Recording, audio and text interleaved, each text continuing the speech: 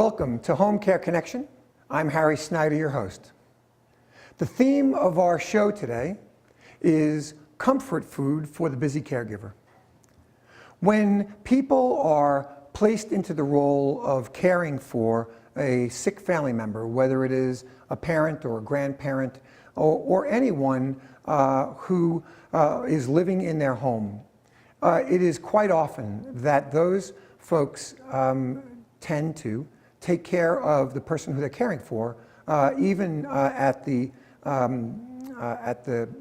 but not take care of themselves. When that happens, it becomes even more important to be able to find a way to take care of yourself. Now, winter is upon us. The cold weather is coming. And so this year, what we thought about doing for this show is to make some comfort food. Some food that not only is easy to make, but also once it is done, can span the course of several meals and still maintain its quality and its tastiness. We are going to cook 3 dishes today. The first is a semi-traditional macaroni and cheese. The second is a vegetable puree soup. Now, you will note soon that most of this stuff is already cooking. That's because the soup in particular does take a long time to make, but it is relatively easy to make. And then, when I started thinking about comfort food, I started to think about my own childhood. And in doing that, I reminded myself that when I was a young lad of 5 or 6, my mother used to make for me breaded pork chops. Now, it may sound sort of plain, and actually it is plain and simple, but I will tell you something. I had not had breaded pork chops from the time I was about 10 until last winter. And then last winter, I was sitting there in my kitchen thinking, I really want some comfort food. What is comfort food? Breaded pork chops. And then I said to myself, you know, this is going to be a mistake because if you make this, there's no way it can taste like what your memory thinks it will taste like, because it's just too sort of childish a dish. Suffice it to say, not only was it wonderful, but extremely nostalgic. So I will be making breaded pork chops today, and that is super simple. And actually, as it turns out, also goes with both of the side dishes that we'll be making. So, come with me to the refrigerator and I will get out the ingredients for our macaroni and cheese. Now, macaroni and cheese is really a staple for comfort food. It is a food that offers people an opportunity to make it really whatever they would like. I've chosen Swiss and 2 types of cheddar cheese. The important thing in this is, number 1, you want the cheese to be able to melt into the dish, and number 2, you want to make this for whatever your particular tastes are. So the first thing we're going to do is get the cheese sauce ready, and that's an important thing to think about because the cheese sauce, here we go. The cheese sauce is a combination of cheese and cream. Now again, this is comfort food. Okay, there will always be healthier versions of the recipes that I'm making, at least for the macaroni and cheese. But in this particular case, because we are looking for comfort food, I'm not using 2% or skim milk. I am using heavy cream. Heavy cream and cheese. A friend of mine, when I told him what I was making, said, well, where's the butter? Because that would have rounded out the richness of the dish. And although that's true, it really just doesn't go with the dish, so that's why there's no butter. So what you want to do is, in a saucepan like this is a 2-quart saucepan, but you won't need to fill it up. You want to put in a cup of, or 8 ounces of heavy cream. You also want to make sure that when you do this, you have the flame on medium or low. Cream and or milk cook really, really well. But if they burn, then they're ruined, and they'll ruin your dish. What we're going to do is put into this cream some sharp cheddar. Now this is shredded cheddar cheese that you can buy in any local grocery store. It is sharp cheddar. I like sharp cheddar, but if you like mild cheddar, that's fine.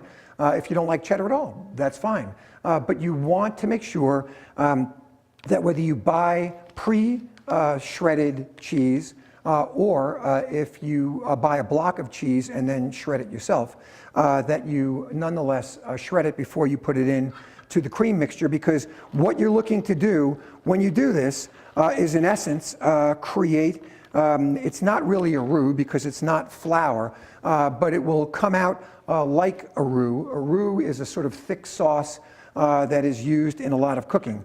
And you want to stir the cheese into the cream, and as it slowly heats up, and again, dairy products, if you're cooking them on the stove top, you do want to cook on a slightly lower flame, because you don't want to burn it and you don't want to lose the ability for it to become a nice sort of melted mess, frankly, but a clean mess.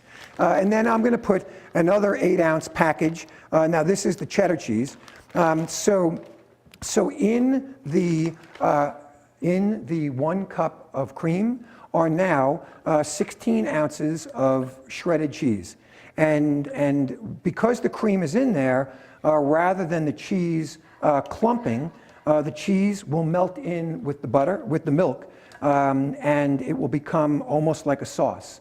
Now, while that is happening, I have been cooking because we needed to be cognizant of time. This is real-time television, after all. I've taken a pound of elbow macaroni. Now, and I've put it into this pot, and it has been boiling for the last few minutes. It is now ready. Now, the way to test macaroni when you are cooking macaroni and cheese is you want to make sure that it is what is known as al dente. Al dente comes from the Italian. It means to the tooth. Before you finish, take a bite. It's got a little bit of resistance to it. That's what you want, because you're still going to be putting it in the oven and it's going to continue to cook. So you don't want it to be fully cooked before you put it in the oven, otherwise your macaroni and cheese will be sort of mushy. And you really don't want that. You want your comfort food to really be comforting and when you eat it, wonderful to eat. So the macaroni is done. As I said, this was a pound of elbow macaroni, but you could use really any type of curly pasta, gemelli, or some of the other more interesting pastas. I have here in our handy dandy sink here a colander. It probably doesn't need to be mentioned, but always wear gloves when you pick something off the stove, especially pots like these, because the handles will be very hot, and metal transfers heat about as fast as anything other than boiling water, and we're dealing with both of those things right now. So we want to make sure we have on our oven mitts, and we want to make sure that we're careful in pouring this out, because the water has been boiling, so it is 212 degrees. We're going to pour it into the colander.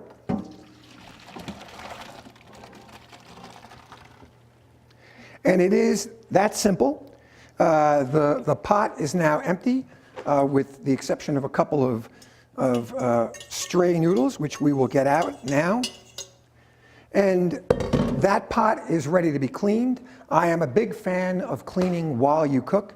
Right now I'm going to take this out, but I would usually be cleaning that pot right now. And the main reason for that is that if you clean while you cook, you'll have that much less to do when the meal is over. Now, macaroni and cheese is cooked, as you'll see right now, in a nice baking pan. So what we want to do here is our cheese sauce, as you can see, is getting a wonderfully creamy consistency. It is just about ready to go into the baking pan.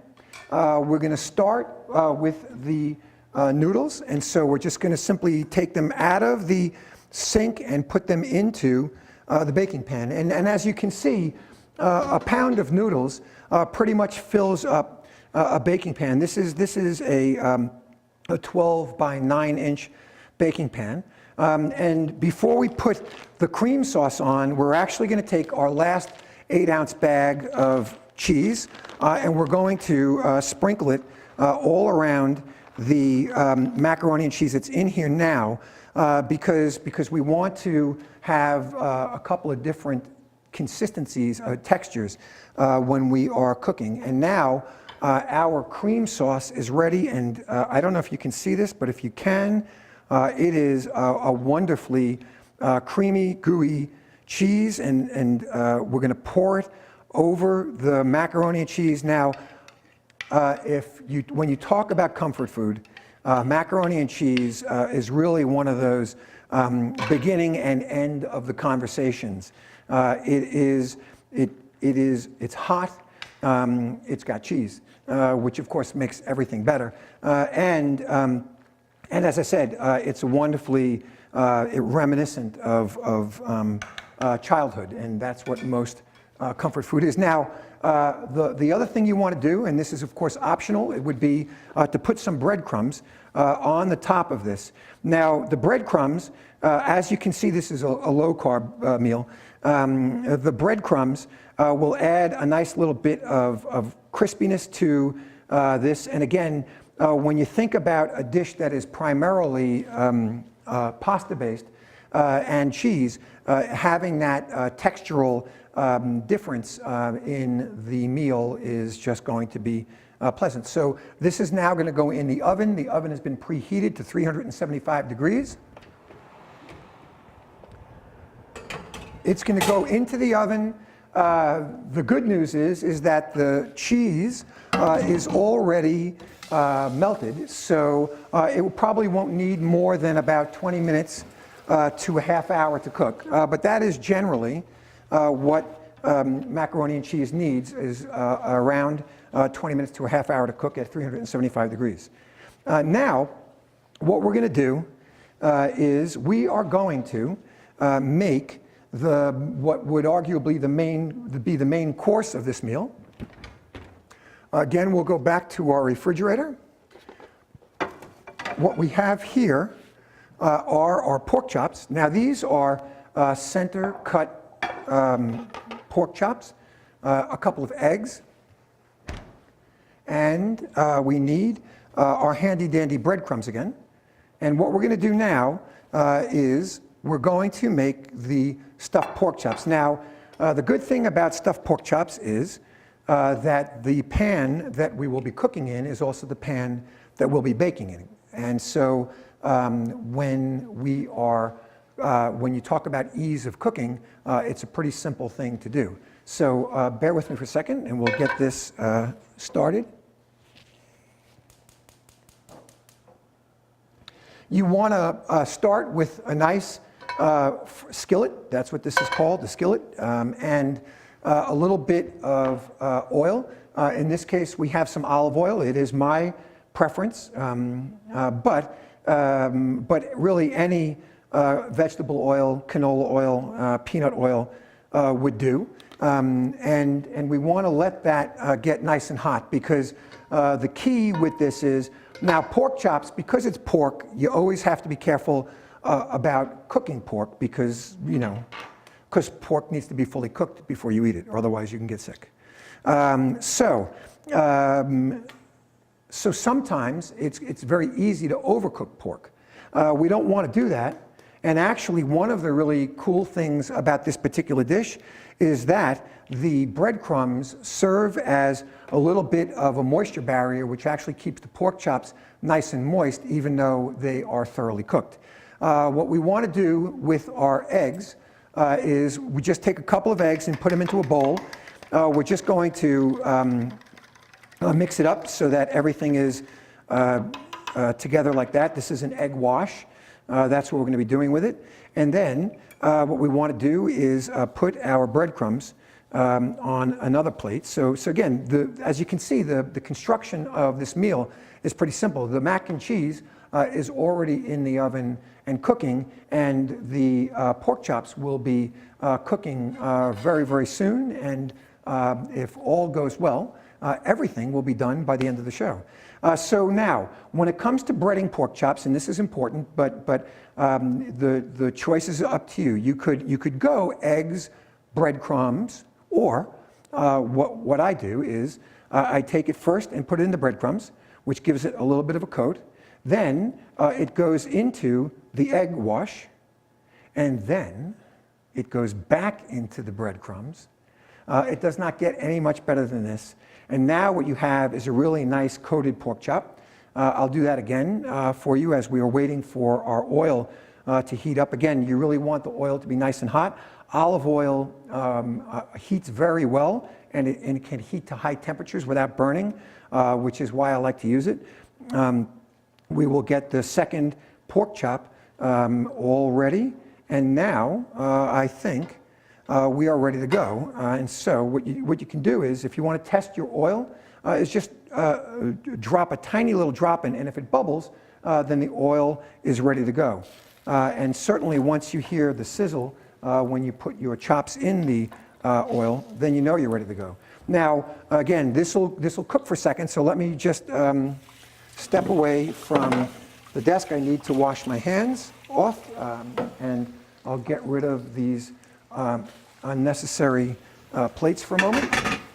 And the pork chops do take about 3 to 5 minutes on each side. But because we are going to be baking them as well, what you really want to do is just make sure that they get browned, because as I said, the breadcrumbs will allow for the pork chops to stay moist. Now, the vegetable soup, simply stated, the vegetable soup is a relatively long process. We could not make it completely on the show, but what I'm going to do is I'm going to show you how to make it, and then I'll also show you what it will look like. So this is, imagine that this is a pot that size, and I am about to make a gigantic pot of soup. We are going to put the flame on. We want to start with a relatively low flame because the first thing we're going to do is put some oil in there, but the chops are cooking rather nicely. As you can see, they're nice and brown. That's what we were looking for, is that brown. Now, the first thing you do in making the soup is you take a little bit of oil. Again, we have our olive oil, and you coat the base of the pot. Now, although all the ingredients are already cooking, this is a vegetable soup. We used vegetable broth. That's in there. We'll be using that in a second. What we want to do is, while the oil is in there, we want to get some of our main seasoning in with garlic and an onion. So the simplest way to deal with garlic is you take a clove of garlic, you put it on a cutting board, and you slap your knife. When you do that, the skin of the garlic comes off super easy, and you are left with a lovely clove of garlic. You always want to cut off the end of it. Now, I'm going to tell you, normally you would want to mince these things, but it's not that important because we're actually going to be pureeing this soup in a little while. So this is for flavoring. So a couple of big chunks. And then again, with the onion, I just want to show you a simple technique for dicing an onion because it really makes it super easy. And when you're making this much soup, you use an entire onion. So you cut an onion in half, and then what you do is you actually cut just about 3/4 of the way through the onion in ribbons all the way across. Okay, then with your fingers away from the knife, you cut through the onion, where you cut it. And then what you'll notice is you're left with a small piece. You cut that in half and then in half. And what you're left with, because of this, the way the onion is designed, is diced onions. Now again, you don't really have to worry about these being uniform in size. When you're cooking, generally, uniform size is important, but in this case it's not. The pork chops are seared on both sides, as you can see, nice and smoky. They go into the oven. In the pan that they were in, pork chops again, cooking at 375. In the pan that they were in, there's absolutely no reason to take them out. We're going to put the onions and the garlic into the broth. We're going to take our vegetable stock and pour that into. So what we've done is in essence, we've seasoned the pan with the onions and the garlic. I'm going to lower this flame because it's rather high, and I'm going to move it back to here so I can get easier access. Now, this particular soup, the ingredients of this soup, and again, cook to what you want to eat. This soup is made of sweet potatoes, Yukon Gold potatoes, and butternut squash.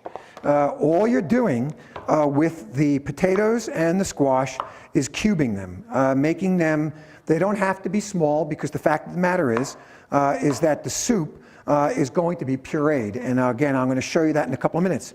You take your chunks of vegetables and you put them into the broth and you cover them and you let them cook. Now, this soup takes about an hour or so to make, but here's what happens after an hour. After an hour, the vegetables become very, very soft. Now, over here on our other boiler, we've been cooking this soup for just about an hour, and so the vegetables in it are extremely soft, and there are a couple of ways to go at this point. Now, one way to go would be, especially if you have another pot, one way to go would be to get out a blender and basically pour the soup into the blender, blend it, and then each time you do that, you're transferring from your original pot to the second pot. But because we were able to cook this as long as we were, I'm going to show you another way to do it. This is a blender wand. As you can see, it's basically the inside of a blender at the end of a wand. And what you're going to do with this, and again, you just want to be a little careful because you're going into hot water, hot soup, but you're going to blend the soup with this blender. And you know, it does take a little bit more time than it would if you were to put it in the other blender, and I'm going to turn that off so you can actually hear me. But you get the idea. I would have been blending with this blender for about another 5 or 6 minutes, because that's about how long it takes to cook. And by the way, these things are super easy to clean. They can be rinsed off, and it's basically done. So we have we have a few minutes left. So what I will do now is I'll check on our baked goods, and everything is cooking rather nicely. The soup is cooking here. What I'd like to do is I'd like to show you what the soup looks like. So I will find a bowl, and then I will take it out for you. What you'll see is that it is very nicely pureed. I'm going to show you what the finished product of this soup looks like. Now, this soup is a hearty soup. If you can see into this pot, this is a gallon pot, which means 8 quarts. It is a little bit less than half full, so this is about 4 quarts of soup. 4 quarts of soup is a lot of soup. It's way more than a meal. So I'm going to ladle some out for you, but what you're going to see is that it is an amazingly thick, rich soup. And This soup is 100% vegetarian. We used vegetable broth, again, sweet potatoes, squash, onions, garlic, and Yukon Jack potatoes. If you can see this, you can see the consistency. It is almost like a stew. But what's great about this is that you can put it into a container and you can have it, 3 or 4 nights in a row. Every time you cook it, the flavors get a little bit more rich and a little bit more, you'll find that they become even more tasty. So this is the vegetable soup. I think we can go to the oven, and I'm going to take out for you the pork chops because, as I said, the pork chops don't take very long to cook, and we want them to be nice and moist. The pork chops went in at 375, cooking for about 12 minutes. I will plate one for you and show you what it looks like on the inside. And again, this really is a childhood favorite of mine. I realize that there may not be many people who would like this, or maybe there would, but I promise you that if you try this, you'll find it to be a wonderful, tasty treat. As you can see, the inside is perfectly white with just the tiniest little hint of pink. And so the pork chops are ready to go. That is a breaded pork chop. And then finally, what I'd like to show you, because I think we're ready to go, let me just get out one last thing to put the pot on, the baking pan. We have another nice large cutting board. And I will show you the finished product of the mac and cheese. Now, this, ladies and gentlemen, is comfort food. This is mac and cheese, 3 types of cheese, heavy cream. You can see how the breadcrumbs formed a nice crispy brown topping on top of the pan. We have our pork chop. We now are going to plate a little bit of our mac and cheese, and oh my gosh, does that look amazing? Do you see how creamy this macaroni and cheese is? That looks yummy. And to top it off, we have a bowl of hearty vegetable soup. I would like to thank you all for watching us today. I hope that this was fun for you and educational. I hope that when you are trying to figure out how you can take care of yourself when you are taking care of a loved one, that you think about yourself and you think about things like comfort food, because comfort food really does exactly what it sounds like it does. It makes you feel warm, and it can really take you away from the moment that you're in, and sometimes, like with my pork chops, transport you back to a simpler time. I'm Harry Snyder for Homecare Connection, and we'll see you next time. Take care.